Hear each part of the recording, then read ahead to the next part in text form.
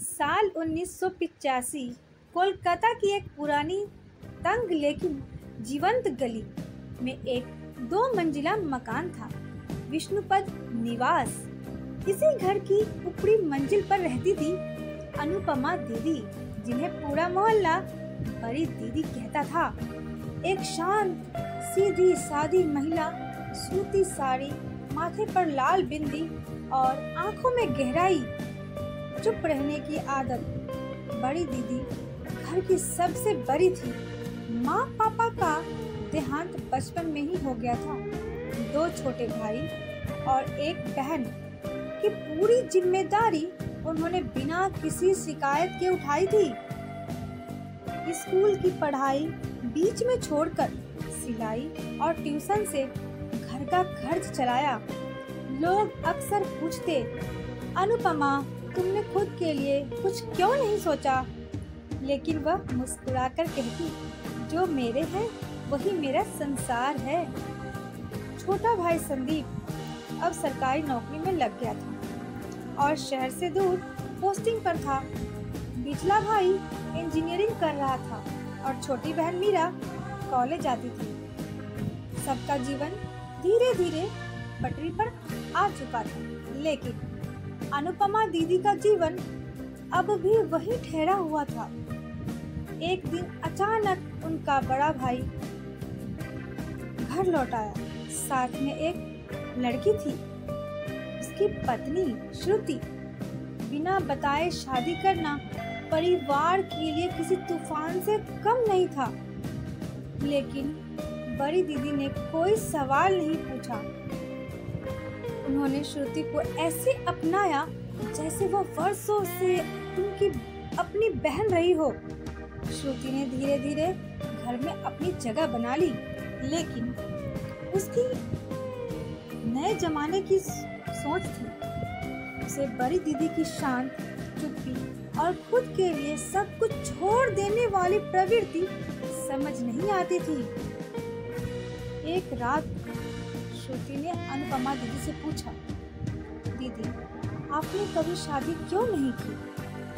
अनुपमा थोड़ी देर चुप रही, फिर धीमे स्वर में बोली, कभी वक्त नहीं मिला और फिर कुछ बातें वक्त के साथ अपने आप छूट जाती है। लेकिन सच सिर्फ इतना नहीं था, अनुपमा का एक सपना भी था, उनका प्यार।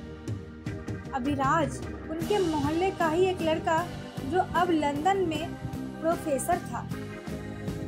कॉलेज के दिनों में दोनों के बीच एक प्रेम का रिश्ता था, लेकिन जब माता पिता की मौत हुई, अनुपमा ने अभिराज से खुद को दूर कर लिया। अभिराज ने बहुत कोशिश की, चिट्ठियां लिखी, घर तक आया, लेकिन अनुपमा ने कोई जवाब नहीं दिया। वह दीवार उसी दिन बन गई थी जो कभी टूटी नहीं। मीरा अब बड़ी हो गई थी। उसे एक लड़के से प्यार हो गया था जिसका नाम आकाश था, जो एक गायक था और ज़्यादा पैसे नहीं कमाता था। जब उसने घर में बताया, सब विरोध करने लगे, लेकिन बड़ी दीदी चुप रही।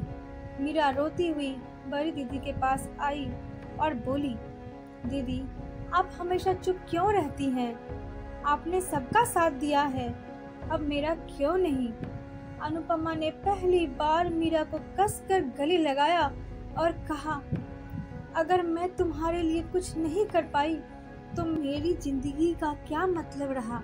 एक दिन श्रुति को घर की सफाई करते हुए एक पुराना ट्रंक मिला।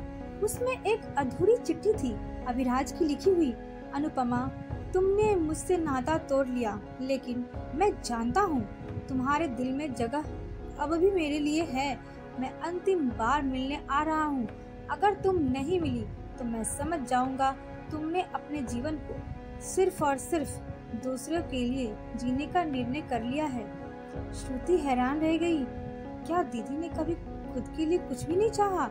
वह चिट्ठी लेकर भागती हुई बड़ी दीदी के पास गई। दीदी कुछ नहीं बोली, बस आंखों से 2 बूंद आंसू टपके। सालों बीत गए। मीरा की शादी आकाश से हो गई थी। रजत विदेश चला गया और संदीप की पोस्टिंग बदल गई थी, लेकिन बड़ी दीदी अब भी उसी घर में अकेली थी, एक पुरानी कुर्सी पर बैठकर सूत काटती हुई, जैसे खुद को बुन रही हो। एक दिन मोहल्ले वालों ने देखा दरवाजा बंद है और बड़ी दीदी की खिड़की से कोई हरकत नहीं है। दरवाजा तोड़ा गया। वह अपनी कुर्सी पर शांत बैठी थी, जैसे जीवन की सारी जिम्मेदारियों को पूरा कर उन्होंने एक लंबी सांस ली हो और फिर चैन की नींद सो गई। उनके पास एक छोटा डिब्बा मिला जिसमें वो अधूरी चिट्ठी और एक फोटो था अभिराज का। उनकी मृत्यु पर पूरा मोहल्ला रोया। श्रुति ने कहा, हम सब ने उन्हें दीदी कहा, लेकिन उन्हें कभी समझा नहीं। उन्होंने खुद को हमेशा हमारी छाया बना लिया और हमें धूप से बचा लिया। मीरा ने उनकी याद में घर में एक कमरा बनवाया, अनुपमा स्मृति कक्ष, जहां उनकी यादें थी, सिलाई की मशीन, पुरानी साड़ियाँ, एक खत और बहुत सारा मौन। बड़ी दीदी जैसे स्त्रियां हमारे समाज की नींव होती है, जो खुद के सपनों को छोड़कर पूरे परिवार का सपना जीती है। उनकी चुप्पी में एक इतिहास होता है, त्याग, प्रेम और अधूरी ख्वाहिशों का। हर घर में एक अनुपमा होती है, बस कभी वो बड़ी दीदी बन जाती है, कभी माँ, कभी बुआ और कभी सिर्फ एक नाम जो कभी पुकारा नहीं जाता। दोस्तों, आप लोग जरूर बताना यह कहानी आप लोगों को कैसी लगी।